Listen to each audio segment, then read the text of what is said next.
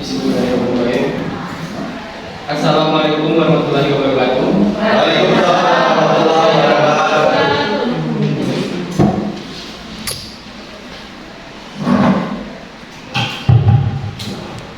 Ya, terima kasih kepada Bapak Ibu yang telah meluangkan waktunya untuk hadir di aula SMK Negeri 1 Lumai yang kita cintai ini.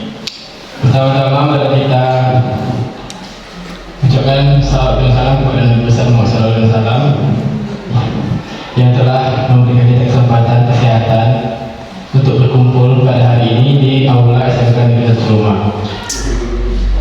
Yang terhormat Kepala Sekolah SMK Negeri 1 Lumai dan Wakil Kepala Sekolah beserta rekan guru seperjuangan yang saya banggakan.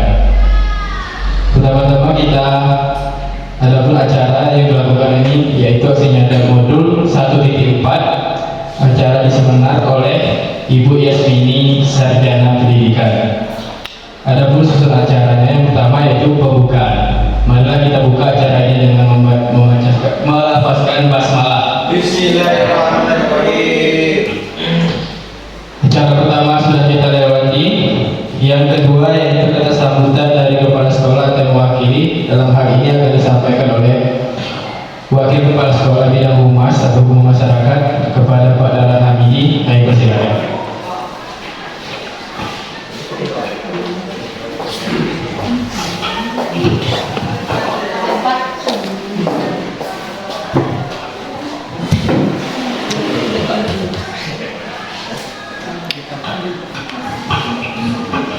Bismillahirrahmanirrahim. Assalamualaikum warahmatullahi wabarakatuh. Bersyukur kita sampai kepada Allah Subhanahu wa Ta'ala yang mana pada saat hari ini Senin tanggal 16 Oktober 2023 kita selalu memiliki kekuatan kesehatan sehingga kita dapat hadir di sini yang aula rapat sehingga semua. Kemudian salawat dan salam disampaikan kepada junjungan kita yang besar Muhammad SAW yang telah membawa ke alam pengetahuan.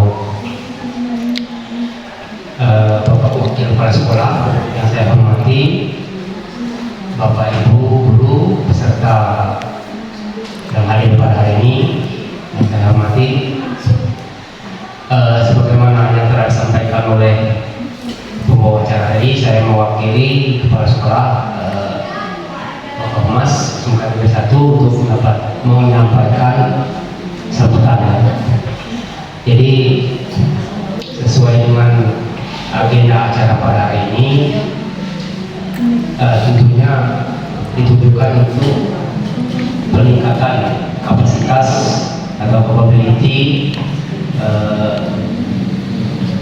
penerapan atau implementasi dari kurikulum merdeka.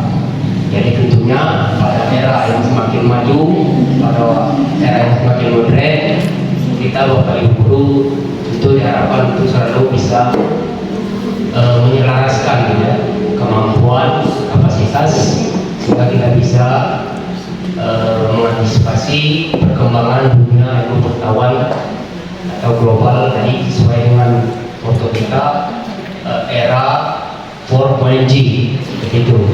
Nah, jadi para Bapak Ibu guru diharapkan untuk selalu meningkatkan kapasitasnya, apalagi nanti mungkin yang mengikuti guru penggerak, tentu ilmu-ilmu baru dalam implementasi kurikulum merdeka itu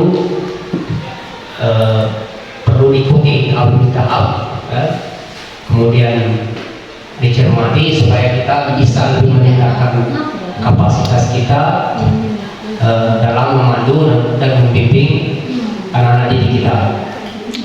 Nah, jadi mungkin intinya kita meningkatkan kemampuan kita sebagai guru penggerak atau sebagai guru dalam membimbing anak-anak dalam menghadapi era yang semakin modern.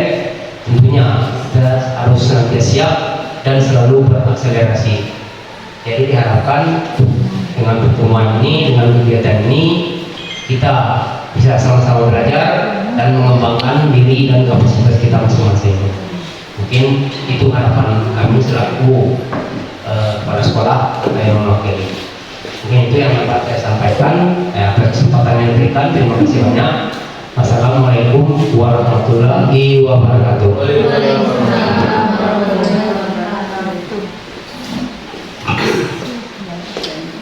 Terima kasih kepada Pak Dana Hamidi atas sambutannya. Selanjutnya kita beranjak ke acara yang ketiga, yaitu acara inti. Di acara inti ini yaitu pemaparan materi yang akan disampaikan oleh Ibu Yasmini SPD tentang aksi nyata modul 1.4 diseminasi disiplin positif. Kepada Ibu Yasmini, kami persilakan. Bismillahirrahmanirrahim. Assalamualaikum warahmatullahi wabarakatuh. Yang terhormat Bapak Kepala Sekolah SMK 1 Solo serta wakil yang hari ini diwakili oleh Pak Dana Hamidi beserta Pak Cik Yoyo. Terima kasih banyak Pak sudah bisa menghadiri acara saya hari ini dalam rangka aksi nyata modul 1.4. Bapak Ibu guru yang sudah meluangkan waktu untuk hadir mengikuti kegiatan ini, saya mengucapkan terima kasih banyak. Mudah-mudahan apa yang kita bahas hari ini, apa yang kita sharing hari ini mempunyai manfaat yang besar terutama untuk siswa-siswa kita ke depannya. Kemudian untuk Pak Didi Sorono, mohon izin. Sebenarnya lebih tepatnya ini sharing. Saya berdiri di sini bukan berarti lebih. Saya masih dalam tahap pelajaran. Saya hanya menyampaikan yang didapat dari modul 1. Ini baru modul 1. Ada 1.1, 1.2 sampai ke 1.4. Jadi ada bahasan setiap modulnya. Jadi ini baru satu modul Bapak Ibu. Nah, di modul 1.4 ini ada disiplin positif. Sebenarnya yang mungkin kemarin sudah mengikuti di beberapa ada di PM gitu ya. Di PM itu kalau sudah Bapak Ibu sudah mengikuti itu sebenarnya mungkin pengetahuan Bapak Ibu lebih jauh dari saya. Jadi di PM itu ada topik yang disiplin positif. Jadi hari ini kita sharing itu bagaimana nanti penerapannya di kelas kita, di sekolah kita. Jadi ini Bapak Ibu, saya yang SPD CGP Angkatan 9 sama seperti Pak Misahiri, ada Pak Anggi Diwansah, ini fasilitator dari Jawa. Kemudian ada Ibu Siti Nadiro PD, itu PP saya, pengajar praktik saya. Nanti Bapak Ibu yang selanjutnya akan ikut juga CGP di angkatan-angkatan selanjutnya, insya Allah ketemu juga dengan Bapak Ibu PP dan fasilitator. Jadi itu beliau, kalau Ibu Siti Nadiro mungkin sudah sering ketemu, itu guru SMA 1 Serumah. Beliau diamanahkan untuk menjadi pengajar praktik saya khususnya.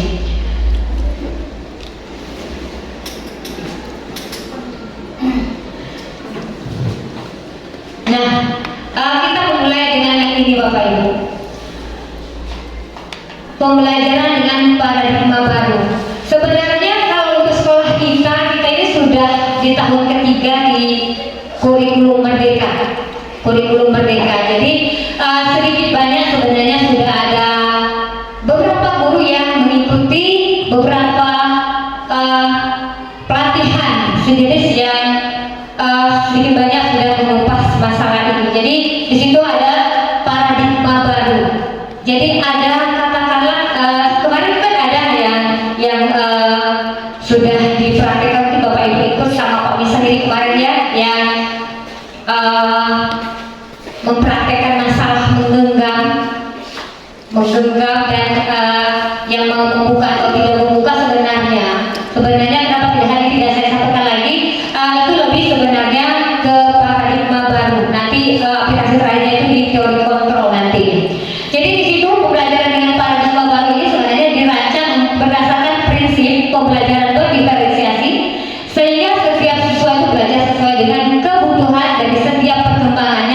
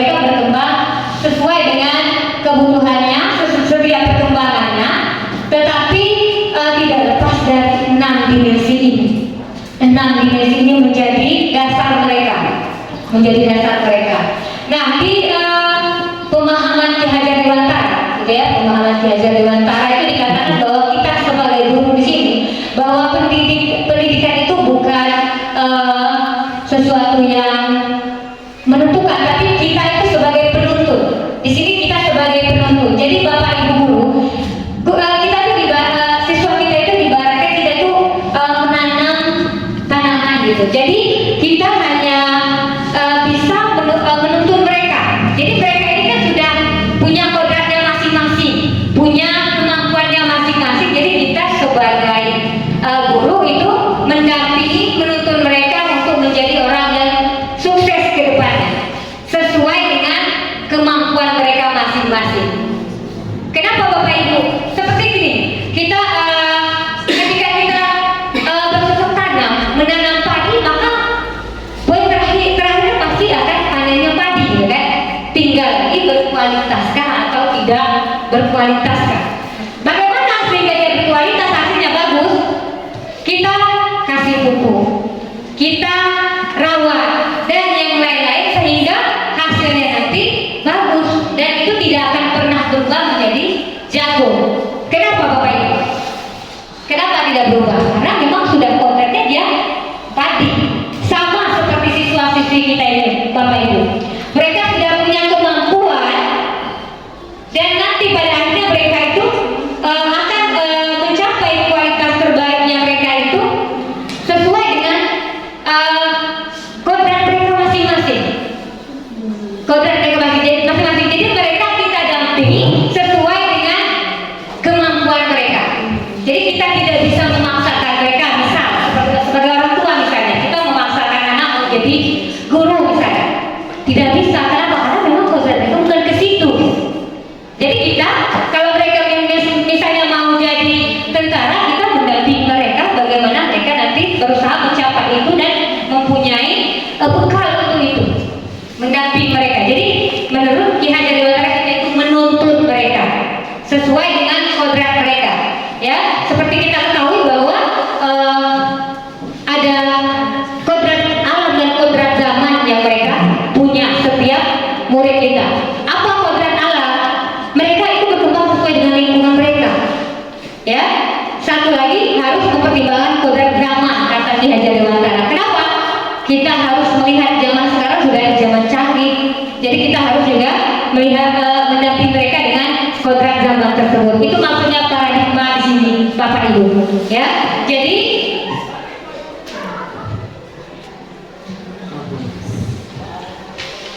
itu untuk kita sebagai pendidik itu harus berdasarkan prinsip pembelajaran berdiferensiasi sehingga nanti siswa itu belajar sesuai dengan kebutuhannya, dan dari setiap perkembangannya untuk mencapai ini 5 dimensi ini Bapak Ibu. Ya, kita ketahui bahwa dimensi itu ada beriman bertakwa kepada Tuhan Yang Maha Esa, ada berkebinekaan global, bergotong royong, kreatif, mandiri, dan bernarsis. Itu mereka punya itu nanti yang diharapkan. Ya, silakan Bapak. Oke, selanjutnya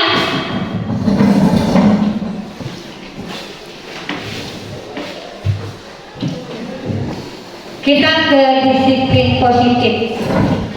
Apa yang terbayang dengan Bapak Ibu dengan kata-kata disiplin Bapak Ibu? Ketika kita sekolah dulu apa yang ada di gambar Bapak Ibu ketika ada kata-kata disiplin? Apa itu disiplin? Yang dibayangkan kita itu apa itu disiplin? Kira-kira? Memaksa. Iya. Ada. Jadi ketika ada kata-kata disiplin itu seolah-olah kita itu dipaksa, gitu ya. Ada. Oke, kita ada disiplin positif. Jadi kata disiplin itu sebenarnya kadang-kadang disiplin itu membuat jadi ada ketakutan. Kalau anak-anak itu mendengar kata disiplin itu seperti ada seperti tertekan, terpaksa, gitu kan? Jadi ada ketakutan. Jadi itu yang mereka ibaratnya ada di pikiran mereka. Jadi yang mau disini, jadi di situ dikatakan bahwa dimaknai menjadi sesuatu yang dilakukan seorang pada orang lain untuk mendapatkan kepatuhan. Iya kan? Tata tertib ini biar kalian disiplin ini. Jadi lebih memaksa agar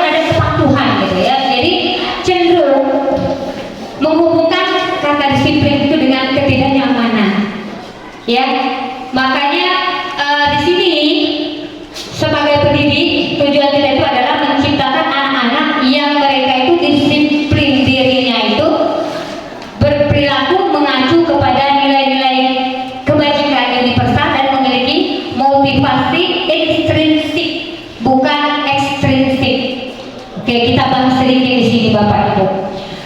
Siswa kita sering kalau mengerjakan sesuatu itu mereka lebih motivasinya itu lebih bukan karena kesadaran diri. Misal, kenapa tidak terlambat? Takut kena hukum. Kenapa buat PR? Biar tidak kena marah. Jadi mereka itu motivasinya itu belum ada yang murni dari katakanlah motivasi intrinsik tadi. Jadi mereka lebih memahami nilai-nilai kebajikan yang sebenarnya. Padahal kan ketika ditanya ketika mereka masalah disiplin ini yang mereka lakukan pelanggaran, gitu kan? Jadi lebih ibaratnya mereka itu lebih karena ada motivasi ketakutan saja. Ya, jadi kepatuhan mereka itu bukan kepatuhan yang berasal dari motivasi diri, tapi lebih ke kepatuhan karena takut, karena ada unsur-unsur lain yang mereka takuti. Jadi yang kita harapkan di sini dengan disiplin positif ini adalah adanya kesadaran diri anak ini dengan nilai-nilai kebajikan yang ada di dalam disiplin tersebut. Ya, lanjut. Ya, jadi ini Bapak Ibu, bagaimana menurut Bapak Ibu dengan jadi motivasi intrinsik tadi? Bagaimana kalau di sekolah kita gitu ya? Bagaimana dengan anak-anak kita ini? Bagaimana motivasi mereka itu supaya dia bisa seperti apa kalau menurut Bapak Ibu? Tidak ada motivasi. Tidak ada motivasi. Masih minim. Iya, masih minim. Masih maksa ekstrinsik. Iya, jadi masih ekstrinsik ya. Jadi tidak bisa dipungkiri mereka ini sudah di SMP kita sudah mulai dewasa dan mereka sudah melewati beberapa tahapan sekolah itu, tahapan sekolah dan mereka menemui hal itu. Jadi mereka sudah seolah terbiasa dengan hukuman gitu kan. Jadi motivasi itu seolah-olah ekstrinsik itu itulah yang mereka buat. Nah, jadi Bapak Ibu kita sebagai pendidik kita harus berkolaborasi Bapak Ibu. Memang bukan hal yang mudah gitu ya, bukan hal yang mudah untuk membuat perubahan itu, tapi seolah dengan sama-sama kolaborasi kita sama-sama seperti ini, sedikit-sedikit kita bisa melakukan perubahan sesuai dengan yang tadi paradigma itu kita bisa mencapai. Nah,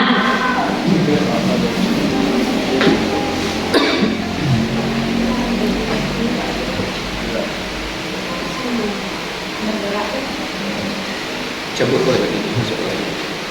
Pak Mindra tadi diputar. selain motivasi tadi motivasi intrinsik dan ekstrinsik tadi. Jadi semua itu tidak lepas dari ada yang namanya kebutuhan dasar manusia. Jadi kita sebagai pendidik juga harus paham Bapak Ibu bahwa kebutuhan dasar manusia itu juga merupakan faktor yang mempengaruhi tingkah laku manusia. Seperti ini. Jadi kita itu sama-sama belajar itu bagaimana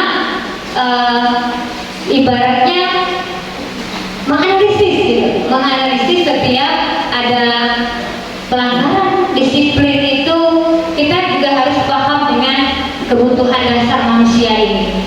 Yang pertama ada bertahan hidup, kemudian kasih sayang dan rasa diterima, kemudian ada kebutuhan penguasaan, kebebasan dan kesenangan. Jadi ini kebutuhan dasar yang memang termasuk kita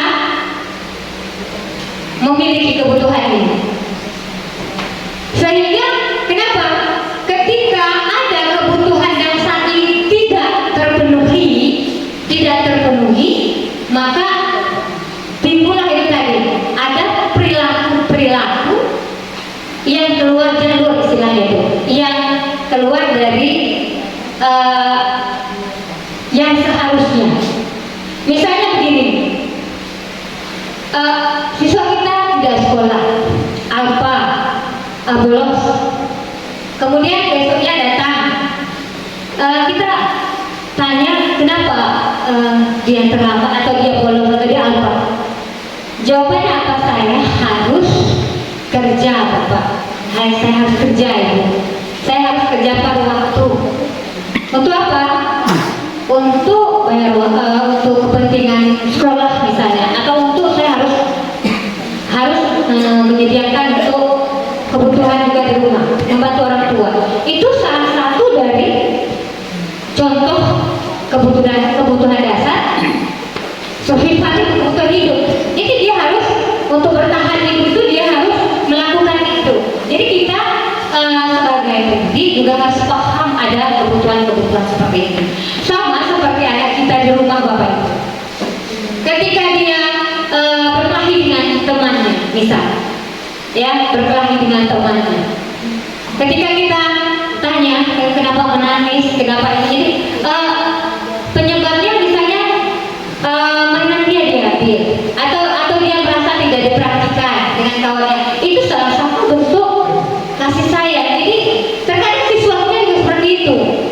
Ketika ada siswa itu yang melakukan hal-hal yang di luar batas, terkadang mereka sedang menunjukkan bahwa mereka itu berusaha memenuhi kebutuhan dari sini. Ya, satu lagi misalnya, terkadang siswa kita ini ketika kita ada tugas, ada tugas gitu kan, jadi mereka seolah-olah membantah, ya, membuat tugas itu membuat semau mereka.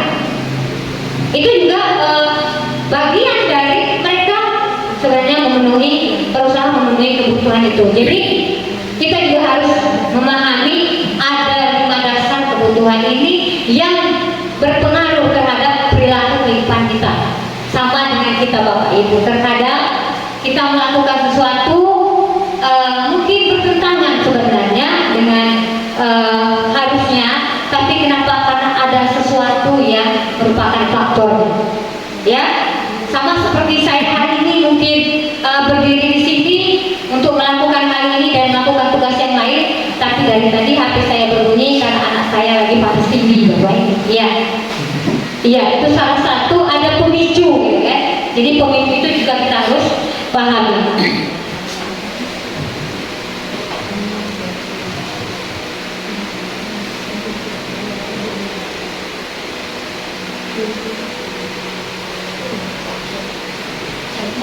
Kita lanjut ke sini, Bapak Ibu. Sepertinya tadi sudah ya, masalah motivasi itu dorongan dari ini sudah tadi.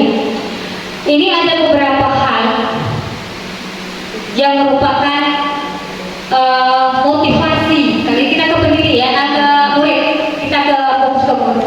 Ada beberapa motivasi itu sebenarnya alasan mereka melakukan sesuatu. Itu tingkatannya seperti itu. Ada yang menghindari ketidaknyamanan dan hukuman. Ya, sama pagi tadi anak saya yang nomor 2 karena tugas sekolahnya itu tidak jelas langkah-langkahnya, tadi mintanya itu tidak mau sekolah, dia tidak kena hukum, menghindari ketidaknyamanan gitu kan. Jadi saya konfirmasi tadi. Jadi si murid melakukan disiplin bunuh diri karena dia takut dihukum, karena takut dihukum baik. Ya kan? Motivasinya itu masih lemah sekali. Hanya takut karena dihukum. Berarti secara hasil nanti agak susah melihat karena seperti ini misalnya. Kalau nanti kamu terlambat, bapak pun kamu push up 10 kali. Dia tidak terlambat. Jadi sudah tidak terlambat. Ditanya kenapa? Nanti dihukum Pak Bu. Besoknya kita buat hari besok tidak lagi hukuman kalau saya tidak terlambat. Apa yang terjadi? Yakinlah Bapak Ibu, santai mereka ya. Kenapa tidak ada hukum? Kenapa? Karena masih dimotivasi takut dapat hukuman saja. Ketika hukuman itu dilepaskan, motivasi diri. Padahal ketika mereka melakukan ada motivasi diri, kalau saya terlambat tinggal pelajaran, ketika saya terlambat mengganggu orang lain ketika mati. Jadi sudah beda nanti, ya. Kemudian ada lagi mendapatkan imbalan dan atau penghargaan dari orang lain. Bapak Ibu guru sering tidak memberi reward, misalnya siapa yang mengumpulkan lebih cepat duluan kasih reward pena sebuah, panitia biasanya.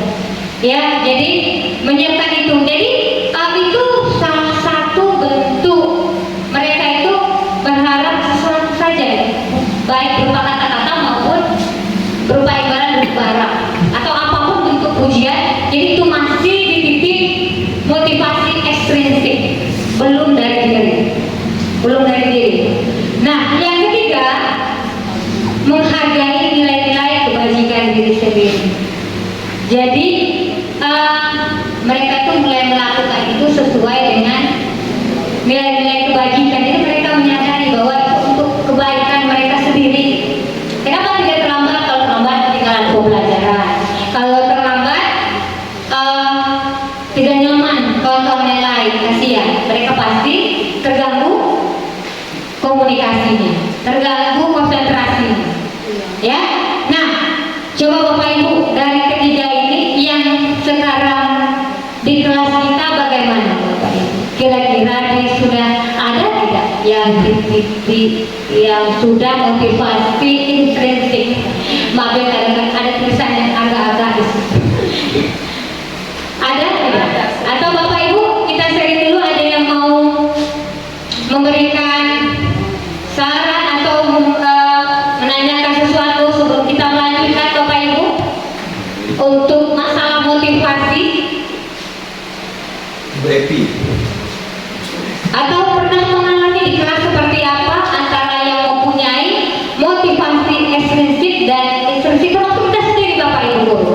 Bapak Ibu guru kalau seandainya mengajar motivasinya apa sih juga termasuk apakah dia ekstrinsik atau ekstrinsik itu juga bisa kita sadari sendiri masing-masing. Saya masuk karena kepala sekolah mungkin, karena masuk tidak enak sama piket mungkin, tapi saya masuk karena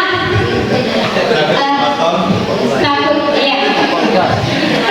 Tapi tidak dipungkiri ada Bapak Ibu guru ya masuk karena memang merasa tidak nyaman, ini memang kewajiban saya. Kalau saya tidak masuk bagaimana siswa saya?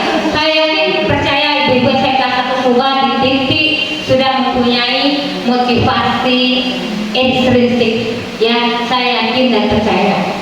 Ada Bapak Ibu?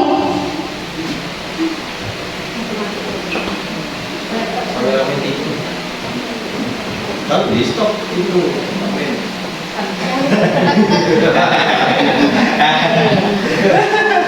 Ayo beneran. Kalau di stop dia jalan tadi. dipotong juga. Kami just balak. Apa ya? Ada yang gitu kan? Nama biskumen. Bapak Ibu ya, jadi ini saya ini ada yang kemarin apa namanya terdelek sebelum saya simpan. Jadi konsep disiplin dengan identitas gagal duluan sebenarnya sebelum sukses, ya yang gagal ya panitia. Atau boleh panitia ada dua ya, yang untuk konsep disiplin dengan konsep disiplin dengan identitas gagal. Yang pertama belum sukses ya gagal. Pertama apa Pak ini? Apa identitas yang gagal itu? Anak pemalas. Ada dua. Ketika disiplin itu apa namanya karena hukuman dan pujian, iya. Dua itu adalah identitas ya, konsep disiplin dengan identitas gagal. Kenapa? Coba kita lihat Bapak Ibu, kita introspeksi diri kita, soal kita saja jauh-jauh. Coba kita lihat anak kita yang sering dihukum terlambat, apakah besoknya tidak lagi? Iya kan? Yang kita lihat di daftar hadir ya itu lagi. Seolah-olah mereka sudah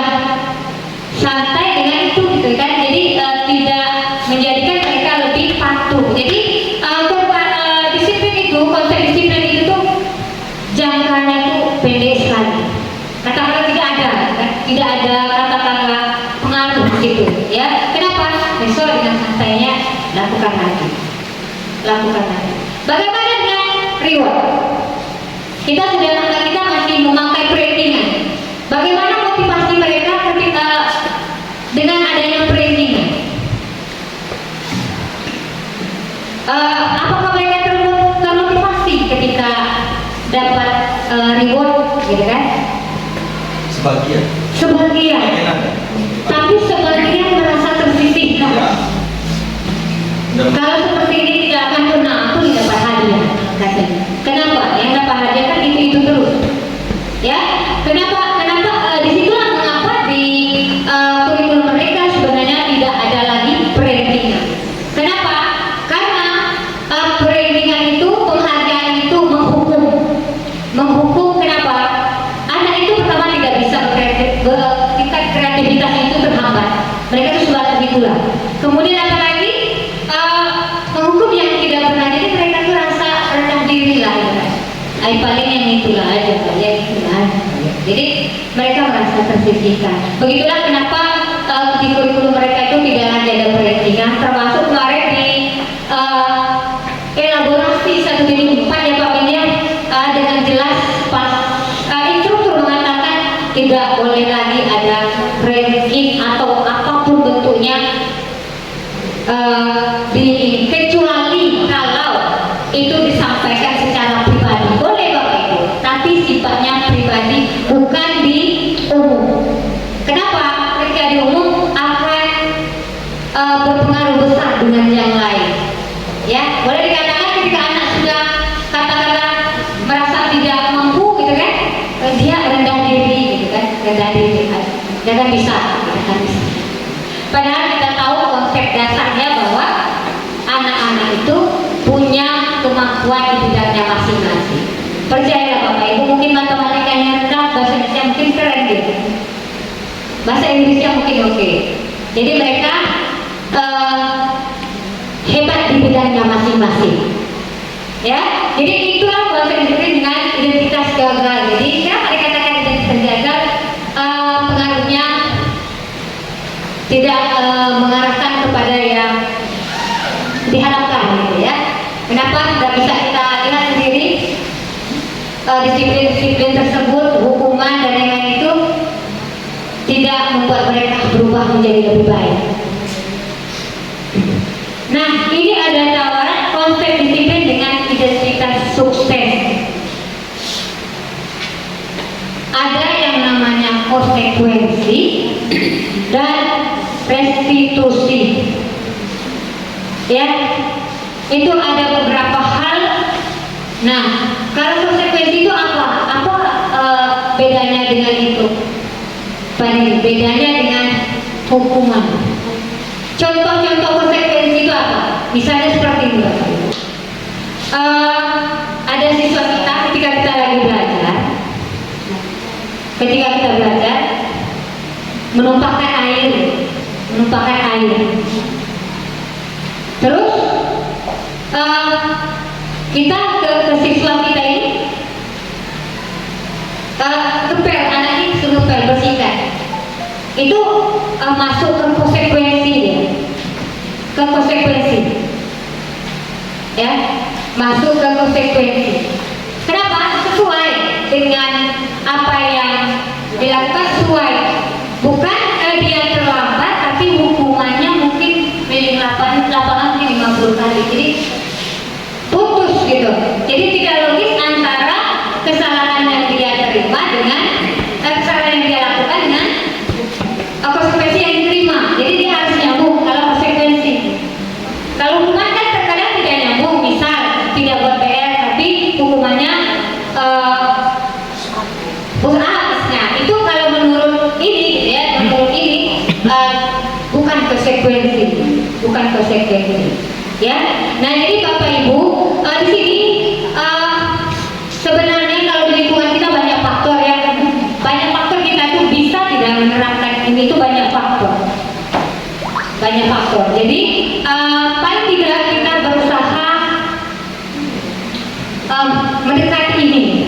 mendekati ini paling tidak kita sebelum melakukan sesuatu kita juga harus ibaratnya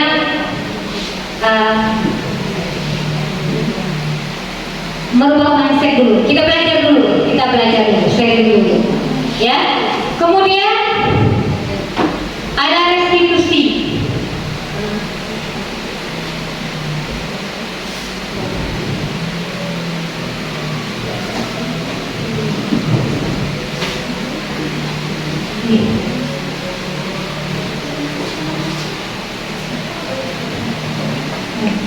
Jadi restitusi, mungkin Bapak Ibu yang dulu sudah pernah dibahas, sudah pernah mengikuti diseminasi oleh Pak Nidi Sorono, sudah ya paham sedikit dengan restitusi. Apa itu restitusi Bapak Ibu? Jadi intinya kalau secara kata-kata kita, restitusi ini kita itu melakukan sesuatu itu melakukan pendekatan dulu. Jadi dengan anak itu kita melakukan langkah-langkah dulu sebelum. Jadi tidak langsung memvonis, tidak langsung. Jadi kita memberikan kesempatan mereka untuk menjelaskan segala sesuatu yang menyebabkan mereka melakukan katakanlah pelanggaran disiplin tersebut. Ya. Jadi di situ ada pendekatan untuk menciptakan disiplin positif. Jadi di situ memperbaiki kesalahan. Jadi memperbaiki kesalahan sehingga mereka bisa kembali lagi ke kelompok. Maksudnya ini seperti apa? Dengan karakter yang lebih kuat. Ada yang bisa mengambil makna dari kata-kata itu. Mereka bisa kembali ke kelompok. Kemudian dengan karakter yang lebih kuat. Apa maksudnya? Kadang-kadang anak terlambat itu mentalnya sudah kena gitu ya. Iya kan? Terlambat ketika mereka datang ke gurunya itu sebenarnya sudah mentalnya sudah ada, katakanlah sudah berasa gitu, sudah berasa. Ya, tapi memang ada sih anak yang santai saja, itu ada banyak mungkin. Jadi di restitusi ini ada ciri-cirinya. Jadi bukan untuk menebus kesalahan, tapi bagaimana memaknai kesalahan sebagai suatu pembelajaran. Memaknai sebagai suatu pembelajaran. Kemudian tawaran, restitusi itu tawaran, bukan paksaan. Kemudian lebih ke menuntut untuk melihat diri. Jadi anak kita tuh seperti ngobrol ya. Jadi ngobrol sehingga nanti ada solusi. Kemudian kebutuhan dasar yang mendasari tindakan. Kemudian fokus pada karakter. Ya, jadi begini Bapak Ibu, kemarin pas waktu beberapa minggu belakang saya praktek segitiga restitusi. Jadi restitusi ini, segitiga restitusi ini adalah langkah-langkah untuk melakukan ini. Jadi semula kan saya juga melakukan ketika ada anak terlambat, terkadang kan refleks, terkadang kita itu kan faktor kebiasaan juga kan, spontan. Kadang-kadang kita ada yang langsung mengambil tindakan, ya. Kenapa kadang-kadang kan memang mengganggu anak-anak itu, kita mengganggu konsentrasi, gitu kan? Otomatis kan kita perlu kadang-kadang fokus ke situ, berarti memotong dulu kegiatan kita di pembelajaran. Jadi kan otomatis kadang-kadang kita kepikir dulu, kita alihkan. Nah, kemarin saya mencoba melakukan pendekatan ada di kelas 3 TKJ.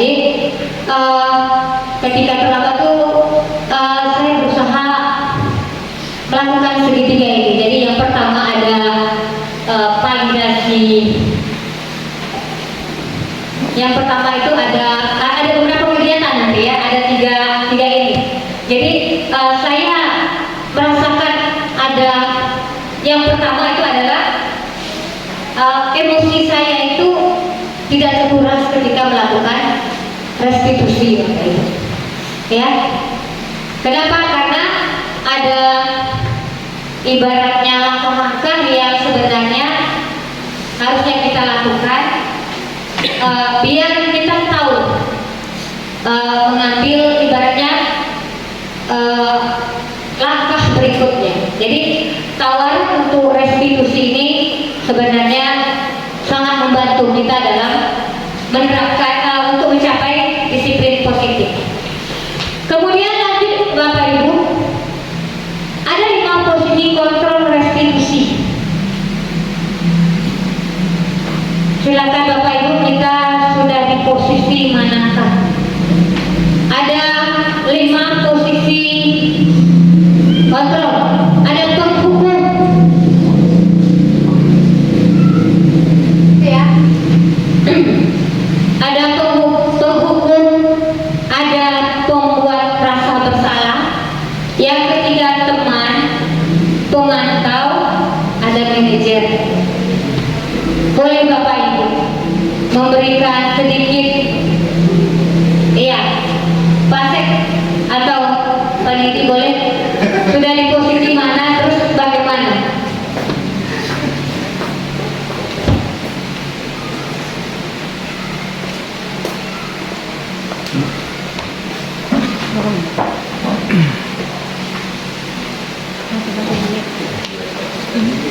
Tiga menit begini.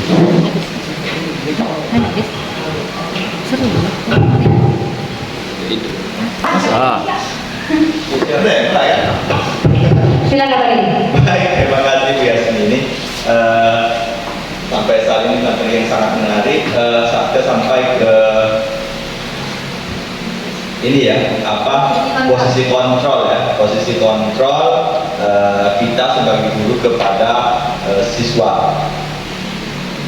Kami sih belum terlalu mengerti Bu, tapi dari tulisannya ini mungkin sudah sampai yang 3 mungkin Bu. Jadi tapi nggak juga menggunakan salah satu. Mungkin ada saat-saat tertentu kita menghukum, ada saat-saat tertentu membuat rasa bersalah, ada juga sebagai teman. Kalau yang pemantau sama manajer ini kami belum terlalu tahu Bu Yasmini. Jadi mungkin sudah, tapi yang jelasnya untuk yang mungkin paling sering ini yang 1 sama 2 ini ya. Kalau akan ada kesalahan kita hukum, memberi hukuman, kita buat rasa bersalah, kita biasanya dengan dalih untuk menyadarkan anak, kita membuat anak rasa bersalah gitu. Kamu nggak kasihan kepada orang tua begitu kira-kira. Jadi mungkin 1 sampai 3 sih ini yang kombinasi dari nggak selalu salah satu. Begitu ya. Ya, terima kasih. Atau ibu-ibu yang memberikan, iya, boleh Pepi.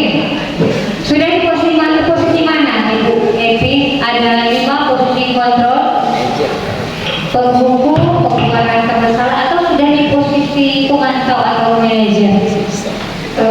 Assalamualaikum warahmatullahi wabarakatuh. Waalaikumsalam. Terima kasih kepada Ibu Yasmini. Di sini saya sebagai guru PABP ya, posisi kontrol ya terhadap siswa. Benar apa kata Pak Didi tadi ya, kadang-kadang saya selaku guru atau pendidik terkadang ada anak yang bersalah, ada sifatnya menghukum, Allah sifatnya mendidik juga ya. Kemudian pembuat rasa bersalah, bagaimana caranya anak tersebut menyadari bahwa saya ini bersalah gitu. Kemudian di dalam kelas itu terkadang antara temannya saling membuli kayak gitu Bu. Di sini saya selaku guru, bagaimana caranya menyampaikan kepada peserta didik bahwa semuanya kita sama ya, nggak boleh memojokkan teman. Itu sudah soalnya sudah saya sampaikan. Kalau untuk memantau, kayaknya untuk memantau ini perkembangan anak itu sendiri ya, kita pantau apakah masih terjadi atau tidak di kelas. Ada juga sekali dipantau, kemudian kalau manajer belum begitu paham. Jadi seperti itu. Terima kasih. Wassalamualaikum warahmatullahi wabarakatuh. Waalaikumsalam warahmatullahi wabarakatuh. Iya, terima kasih Bapak Ibu. Tidak bisa kita pungkiri untuk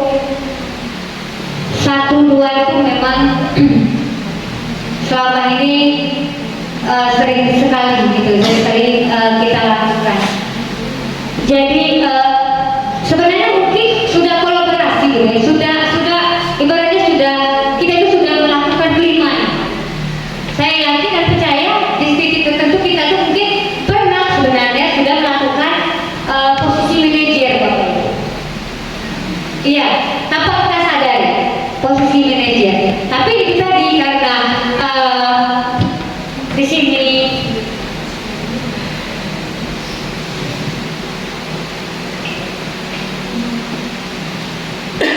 ini jadi ini kira-kira kalau secara contoh kata-kata itu seperti itu. Jadi kalau penghukum tuh ya pokoknya menghukum gitu. Jadi jadi segala sesuatu yang sifatnya tidak sesuai dengan yang diharapkan pokoknya menghukum.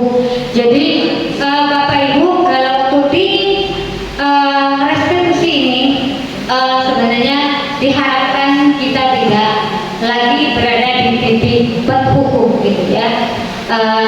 Walaupun nanti mungkin di posisi lainnya ketika dihadapkan pada yang masalah yang tingkatnya sudah berkali-kali gitu kan, mungkin tidak lanjut yang dibuat sekolah. Kemudian pembuat rasa bersalah, ya saya akui Bapak Ibu juga menurut saya sering sekali seperti dengan apa namanya ini saya itu mau menyadarkan mereka.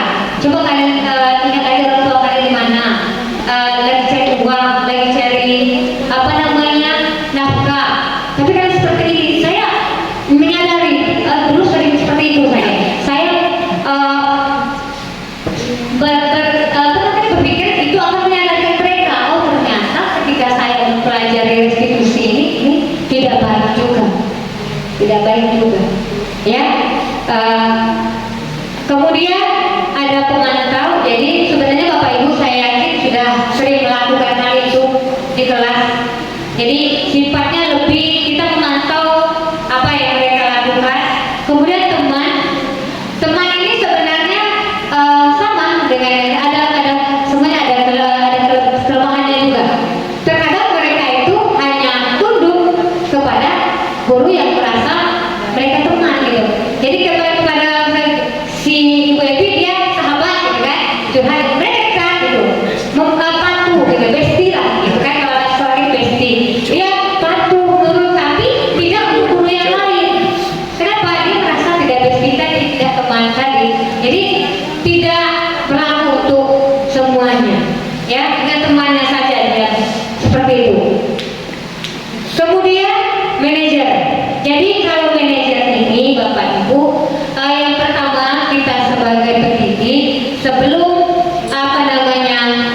PBM itu kita buat dulu yang namanya kesepakatan kelas. Jadi kuncinya sebenarnya di situ. Kenapa kesepakatan kelas, gitu ya? Kenapa harus kesepakatan kelas?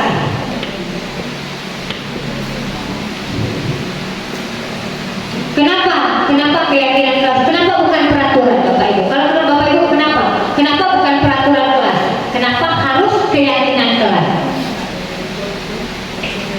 Kenapa? Biar motivasi intrinsik tadi. Iya, kembali lagi ke yang awal tadi. Biar itu dari mereka sendiri motivasinya itu.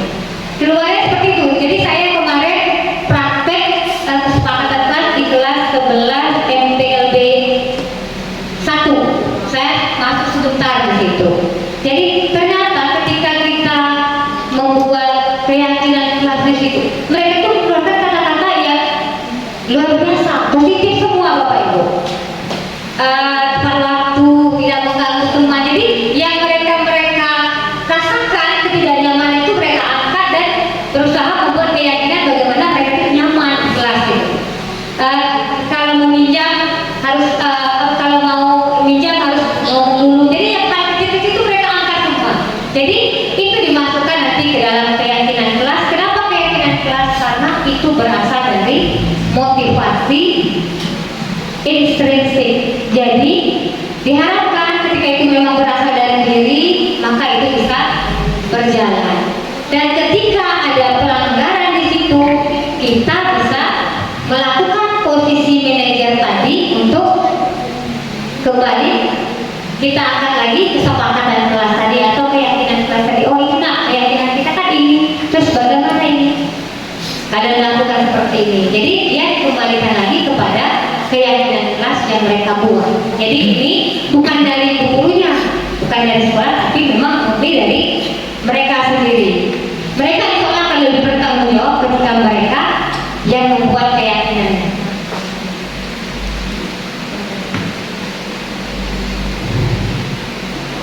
Ini tadi yang saya katakan, keyakinan kelas tadi Bapak Ibu.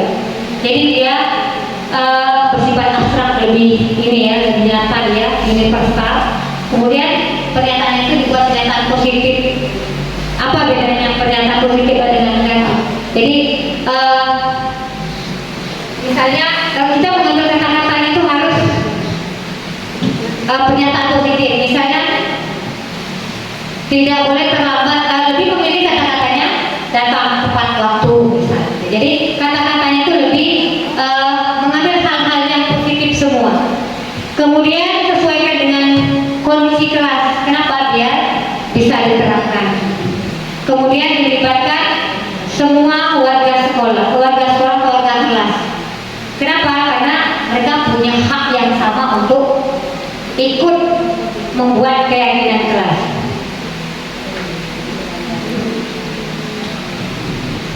Ini tadi yang sedikit sudah saya singgung tadi, segitiga restitusi Bapak Ibu.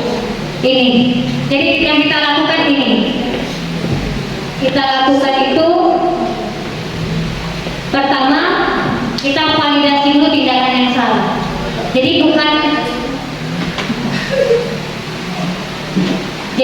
kita langsung ke tindakan pertanggungjawaban mereka, bukan. Jadi kita validasi dulu.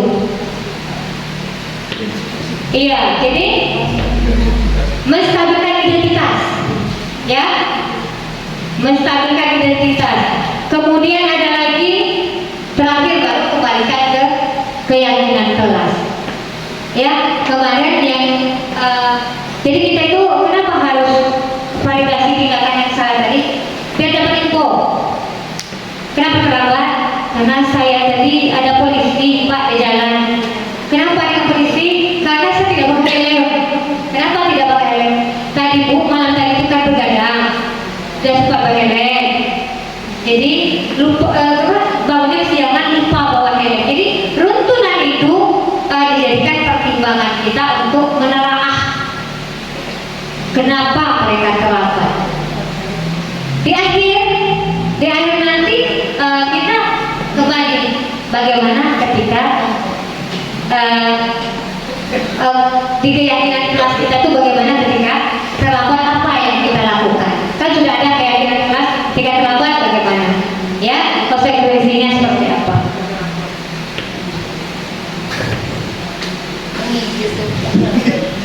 Jadi ini tadi ya, ini tadi. Jadi itu tadi bagiannya 3 tadi Bapak Ibu. Ada yang mau memberi masukan Bapak Ibu atau memberi tanggapan masalah yang tadi menstabilkan identitas. Jadi kita itu anak ini bukan kita jatuhkan, tapi kita berusaha mengangkat mereka berubah diri dari yang tadi terlambat. Oh ternyata kalau seperti terlambat, berarti kalau seperti itu nanti harus seperti apa biar tidak terlambat. Itu idealnya Bapak Ibu, ya.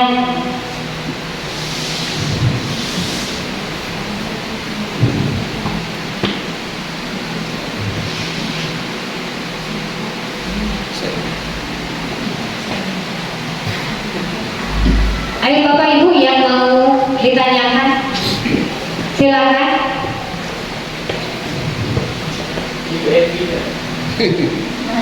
Silakan Bapak Ibu. Ayo, mau nanya.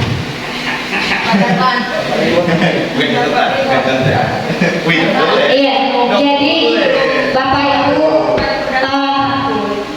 percayalah ketika kita kalau saya gitu ya, sebenarnya sebelum saya CGP saya itu membukanya ini di PNM. Sebenarnya saya merasa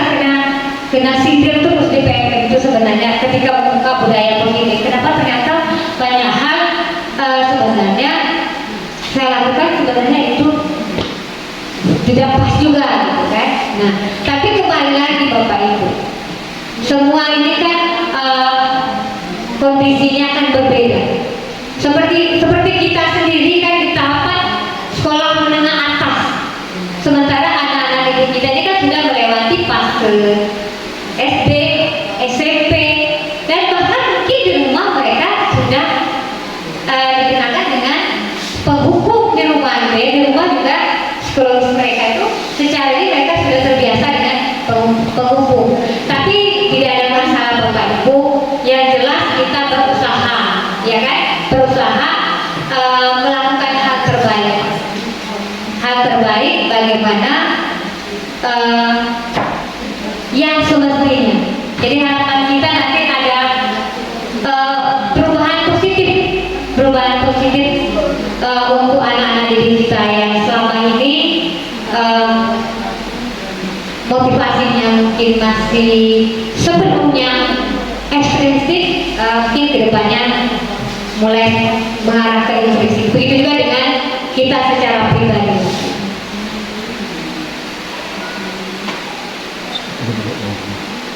Bagaimana Bapak Ibu, ada yang mau ditanyakan atau yang berbagi pengalaman? Pak Amin sendiri mungkin silakan berbagi pengalaman. Sudah sering restitusi itu. Yang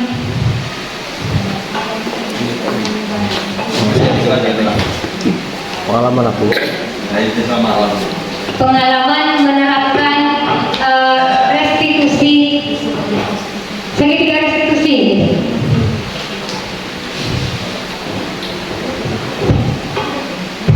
Terima kasih pada Presiden yang memberikan kesempatan buat saya. Bapak Ibu, restitusi ini sebenarnya adalah tindakan seorang guru sebagai manajer ya. Jadi kalau kita sudah menerapkan segitiga restitusi itu berarti kita sudah di tahap manajer ya. Jadi misalnya validasi tindakan, jadi kita memvalidasi tindakan dulu benar-benar dilakukannya tidak, menanyakan identitas ini kita stabilkan dulu permasalahannya itu ya. Kemudian baru menanyakan keyakinan. Nah, Bapak Ibu dalam prakteknya sebenarnya segitiga restitusi ini bagus Bapak Ibu ya, bagus untuk kita terapkan karena kita terlebih dahulu mengetahui sebab dia terlambat, misalnya sebab dia melakukan hal-hal demikian. Setelah kita tahu, baru kita carikan penyelesaiannya, solusi dari permasalahannya. Jadi kita berusaha memecahkan kesalahan siswa tersebut. Jadi tidak ujung-ujung kita langsung menyalahkan menghukum. Jadi di samping kita memberi hukuman, sebaiknya juga kita dalam segitiga restitusi ini tadi memberikan solusi bagaimana kira-kira permasalahan ini bisa selesai. Dia sendiri datang terlambat. Kenapa kamu sering datang terlambat? Misalnya bawa kesiangan. Nah, bagaimana cara kamu agar tidak bawa kesiangan? Mungkin dia minta bantuan dengan orang tuanya atau alarm atau apa saja. Mungkin itu yang dapat saya sampaikan. Iya. Jadi intinya segitiga restitusi itu adalah tindakan seorang manajer. Terima kasih Pak Min. Tadi ada Pak Didi Sorono. Baik, terima kasih Bu Yasmini. Kayaknya udah di penghujung ini Bu ya. Saya mau tanya Bu, tadi kan Ibu sudah menawarkan restitusi Bu. Jadi kalau ada permasalahan terkait dengan anak, masalah disiplin dan segala macam, kita menawarkan restitusi. Ini Bu, di sekolah kita ini Bu, misalnya anak ada terlambat, kita restitusi, kemudian masih berlanjut juga, mungkin sudah ada tambahan dari yang tadi, masih juga berlanjut, ini maksimalnya restitusinya ada nggak Bu? Maksimal kita melakukan restitusi ini. Jadi atau ada treatment lain, atau memang restitusi ini menjamin keberhasilan, atau ada treatment lain di atas restitusi ini? Ya apa, kalau misalnya metode ini nggak berhasil, apa yang kita lakukan gitu Bu? Baiklah, kali ini terima kasih. Tawaran kita di sini adalah restitusi. Ya. Jadi pertama yang harus kita pahami dengan pernafas medis Bapak Ibu, kita coba dulu. Ya. Jadi kita coba untuk melakukan restitusi. Untuk keberhasilan, bagaimana ketika sudah direstitusi lagi kembali kembali lagi gitu kan, terus restitusi lagi kembali lagi. Satu hal yang harus kita ketahui, restitusi ini tidak hanya melibatkan kita dengan siswa saja, dan kita bisa melibatkan orang tua gitu ya. Jadi kenapa untuk mencari informasi yang lebih real gitu ya, kita melibatkan orang tua untuk mencarikan solusinya. Jadi kalau saya pribadi gitu ya, jadi menurut saya pribadi ketika restitusi ini berjalan, kemudian itu dilakukan secara bersama-sama gitu kan, secara bersama-sama dan berproses gitu ya, berproses, saya meyakini ini akan mendapatkan perubahan, meyakini ini akan ada perubahan positif. Jadi menjawab ini akan berhasilkan atau tidak, itu saya lebih bisa berhasil asal bersama-sama berkolaborasi. Misal di sini Ibu Yasmini melakukan diskusi, tapi di yang lain, jadi harus ada kolaborasi untuk semua pihak agar restitusi ini bisa berjalan. Dan satu hal lagi, kan ini ada sangkut pautnya nanti dengan keyakinan keras nih. Nah, itu pun juga harus dipraktikkan untuk semua warga sekolah. Keyakinan memang benar-benar kita melakukan itu bertahapan. Kalau idealnya dia seperti itu berhasil dengan kapasitas kita melaksanakan itu sesuai gitu. Jadi sesuai dengan diskusi yang sebenarnya. Nah, kalau seandainya ibaratnya masalah yang terjadi atau pelanggaran yang terjadi itu melebihi ya, ibaratnya sudah kriminal gitu kan, terus ada hal-hal lain yang dikatakanlah sudah sangat fatal gitu ya. Jadi ada ibaratnya pihak lain yang tetap harus berkolaborasi dengan sekolah ya, seperti kemarin dikatakan oleh fasilitator yang tingkatan tadi, yang 1 sampai 5 tadi, kita tidak bisa tok langsung manajer, nggak bisa. Kenapa? Karena ada ibaratnya kondisi tertentu, mungkin kita harus ibaratnya kita antara beberapa kontrol itu kita lakukan, tidak bisa manajer terus gitu kan. Kadang mungkin harus turun posisinya ke teman, jadi itu dikolaborasikan gitu ya. Atau ada tanggapan Bapak Ibu yang lain?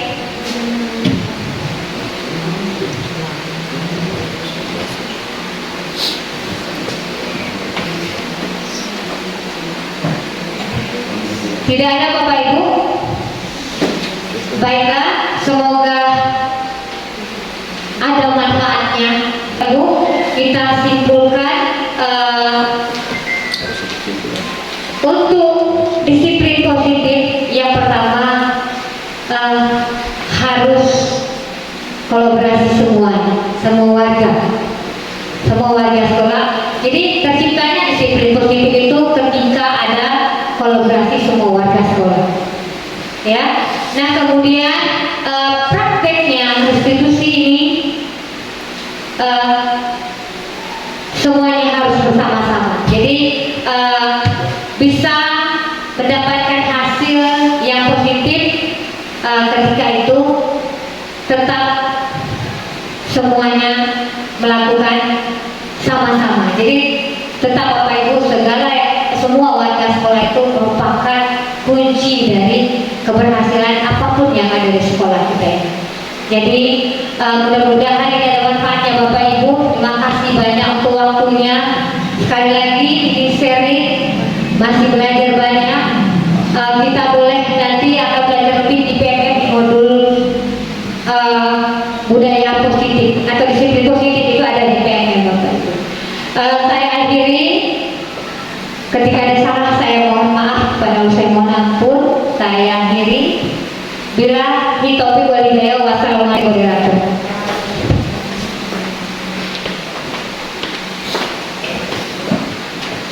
Baiklah, terima kasih kepada Ibu Yasmini yang telah mengantarkan materi yang berjudul tentang disiplin positif. Semoga materi yang diberikan bermanfaat untuk kita semua dan warga sekolah tentunya. Amin. Baiklah Bapak Ibu, kita sampai di ujung acara, yaitu acara yang keempat penutup. Sebelum menutup acara ini, saya selaku pembawa acara mohon maaf apabila salah kata penyampaian serta kurangnya ilmu pengetahuan saya mungkin.